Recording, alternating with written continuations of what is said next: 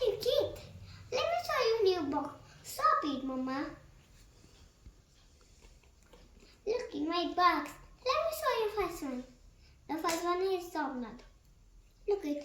Have the 3, 2, 1 the big one the small one. The water soul pass off. This is fat sharpener. Fat में इसको fat pencil को साफ करना है। तो ये देखो पतला पेंसिल को साफ करना है। और ये देखो ये बटन है, खुल जाता है।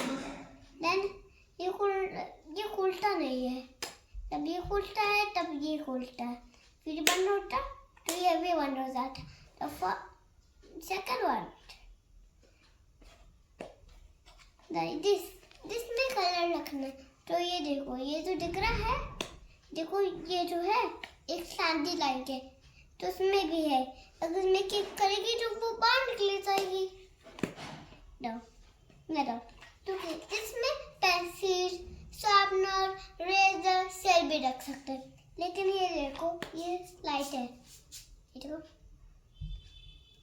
ये पीछे दिख रहा है। तो ये बंद करो, खोलो, जहाँ पर रखते इसकी सिर ऐसे नहीं रखना है। अगर ये बंद नहीं हो पाएगी चोरा खुल जाता है।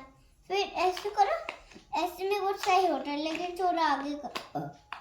जितने में फिट हो जाएगी उतना में करना। Bye, watch my video.